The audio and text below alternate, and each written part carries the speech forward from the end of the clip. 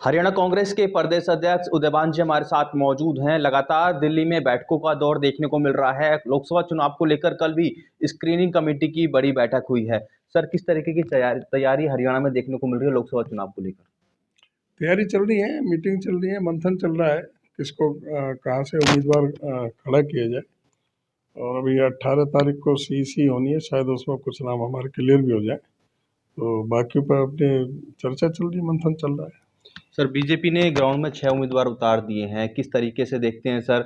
और जो कांग्रेस का उम्मीदवार होगा, क्या बीजेपी के उम्मीदवार को टक्कर दे पाएगा? बीजेपी का सुपड़ा साफ होना निश्चित है। पूरे हरियाणा में इंडिया गठबंधन, कुरुक्षेत्र समेत 10 के 10 सीटें इंडिया गठबंधन जीतेगा। जिस तरीके से सर हम बात करें, जो पूर्व मुख्यमंत्री हैं मनोहर लाल, वो भी अब करनाल से लोकसभा चुनाव लड़ेंगे। जिस तरीके से राजनीति समीकरण की बात करें या फिर जो हालात अभी देखने को मिले, नया सीएम हरियाणा को मिला और अब मुख्यमंत्री जो रहे हरियाणा के मनोहर लाल, वो लोकसभा चुनाव लड़ने जा रहे हैं। लोकसभा चुनाव लड़ रहे हैं तो उनको जवाब देना पड़ेगा। जनता के बीच में जाएंगे कि जो 9.5 साल में काम किए हैं वो जवाब देना पड़ेगा कि भाई ये बेरोजगारी में आज हरियाणा नंबर 1 पर क्यों है। वहाँ जवाब देना पड़ेगा कि 33 बार पर्चा लीक हुए हैं, इसके लिए कौन जिम्मेदार है। जवाब देना पड़ेगा कि भाई आपने किसानों के साथ में इस तरह का बर्ताव क्यों किया, उनके सामने क्यों कीलें ठोकी गई, किस लिए उनको ड्रोनों से हमला किया गया, क्यों किसानों को करनाल में कहा था कि वो किसान जो है ना बगैर सर फुटे नहीं जाना चाहिए। ये तो जवाब मांगेंगे लोग, ये जवाब मांगेंगे कि भाई भ्रष्टाचार आज चरम सीमा पर क्यों है। आज घोटाले पे घोटाले हुए हैं, कई बार कमेटियां इनकी बनी है, एसआईटी बनी है और उसकी आज तक किसी की रिपोर्ट नहीं मिली। उसके लिए कौन जिम्मेदार है, ये जवाब देने पड़ेंगे जनता के बीच में जाकर के।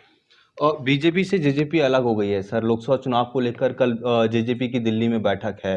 जो जानकारी है कि लोकसभा चुनाव में बीजेपी अब अकेले उम्मीदवार उतारने जा रही है सर। देखो, तो पहले से ही लग रहा था बीजेपी अपना काम अपना उल्लू सीधा करती है। उन्होंने सिर्फ टेम्परेरी गठबंधन था, ये लूट का, स्वार्थ का गठबंधन था। राज चला लिया उनके समर्थन से, लेकिन अब दूध में से मक्खी की तरह निकाल के फेंक दिया। और अब जेजेपी की कोई भी जनता में विश्वसनीयता नहीं रही है, क्योंकि इन्होंने बीजेपी के खिलाफ ही आए थे चुन के। बीजेपी को ये जमुना पार भेजने की बात कर रहे थे। बीजेपी के खिलाफ इन्होंने चुनाव लड़ा और जीतने के बाद में फिर बीजेपी से जाकर के स्वार्थ के लिए हाथ मिला लिया। तो जनता में इनकी विश्वसनीयता में एकदम जब तो कमी आई, फिर इनके महकमे में जो घोटाले